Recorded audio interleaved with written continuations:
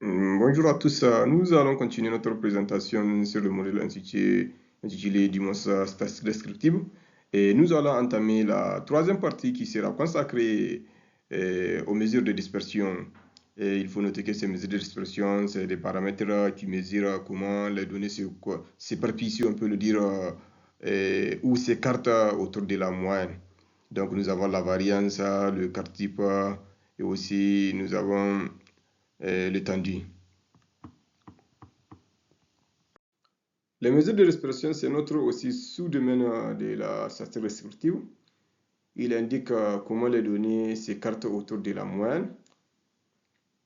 Et les plus utilisés sont l'étendue, la variance et le quart type.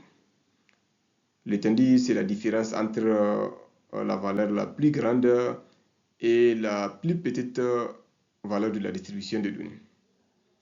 Tandis que la variance mesure la différence au carré moyenne entre chaque valeur et la moyenne de la distribution. Et le quart type, c'est le rapport de la variance au carré. Il est moins sensible aux valeurs extrêmes. Et ici, ça, c'est les différentes illustrations.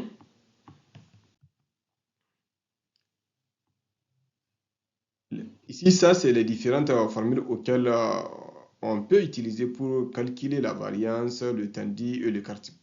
Mais nous, dans le cadre de cette formation, comme c'est une initiation à l'analyse des données, certes, il est important d'avoir une idée sur les différentes formules, mais toutes ces valeurs-là seront calculées par le logiciel auquel nous allons utiliser dans le cadre de notre formation pratique.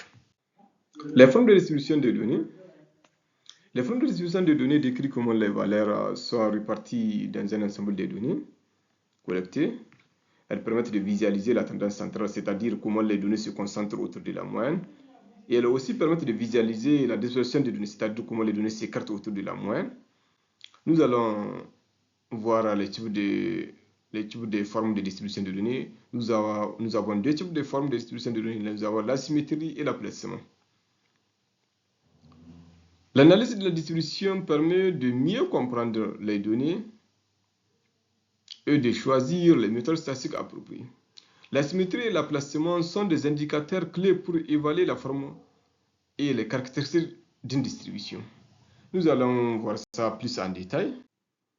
Et nous allons voir comment identifier la forme d'une distribution. Nous allons d'abord commencer avec la symétrie. La symétrie qui est le déséquilibre d'une distribution par rapport à sa moyenne. Et nous allons trois types d'asymétrie, à la symétrie nulle, et à la symétrie positive, et à la symétrie négative.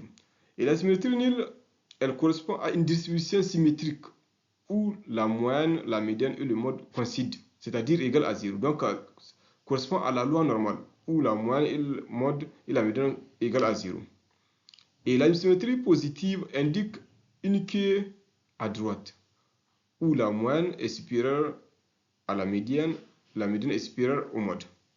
Tandis que la symétrie négative indique une queue à gauche, où la moyenne est inférieure à la médiane, elle est inférieure au mode. Et ça, c'est la formule pour calculer la symétrie. Et c'est ça, Sweetness. Cette figure illustre les différents types d'asymétrie auxquels nous avons vu précédemment. Et ici, c'est la symétrie positive qui indique la moyenne est supérieure à la médiane et la médiane est supérieure au mode.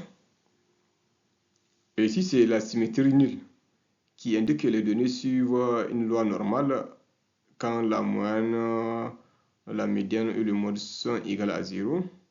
Et ici, on est dans le cadre de la symétrie négative, où la moyenne elle est inférieure à la médiane et la médiane est inférieure au mode. Et vous allez vous constater ici, il y a une queue qui est à gauche et ici une qui est à droite. Voilà. Et ici, ça c'est une forme exacte de la symétrie. Nous allons voir l'aplatissement. L'aplatissement mesure si les données sont plus ou moins concentrées autour de la moyenne par rapport à une loi normale.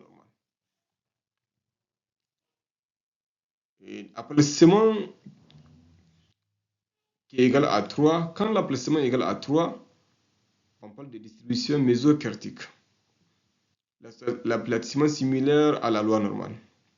Maintenant, quand l'aplatissement est supérieur à 3, on parle de distribution leptokertique. Pic plus élevé, qui est plus épaisse, plus de valeurs extrêmes.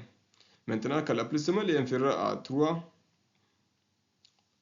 on parle de distribution platykertique. Pic plus plat, qui est plus légère, moins de valeurs extrêmes et données uniformément réparties.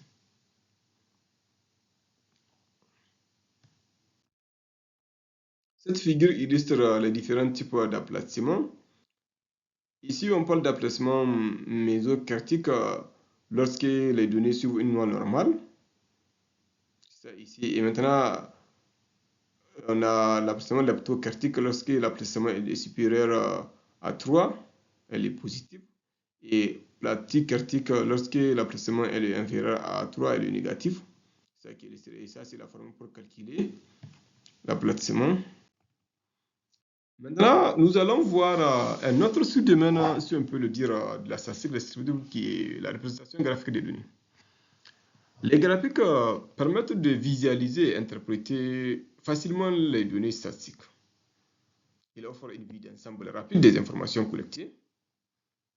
Les plus couramment utilisés sont les graphiques à barres, boîtes à moustaches, diagrammes linéaires, diagrammes circulaires, nuages de points, histogrammes. Et cette diapositive illustre les différents types de graphiques auxquels on peut utiliser pour représenter et visualiser les données. Et comme je l'ai expliqué précédemment, nous avons les graphiques en barre, les histogrammes, nous avons une nuage de points, graphique en ligne, boîte à moustache, diagramme circulaire. Voilà, nous allons voir ça en détail pour que les gens puissent s'imprégner de quel type de données auxquelles on peut utiliser pour réaliser tel type de graphique. Merci de votre aimable attention. Nous sommes au terme de cette troisième partie et nous allons continuer toujours sur la quatrième partie qui sera la représentation graphique. Il faut noter que dans la troisième partie, on a commencé à expliquer ça. Maintenant, la quatrième partie sera la description des différents graphiques consacrés à cette partie. Et n'oubliez pas d'aimer nos vidéos et puis de partager ça. Cela vous permettra de recevoir plus de vidéos. Merci.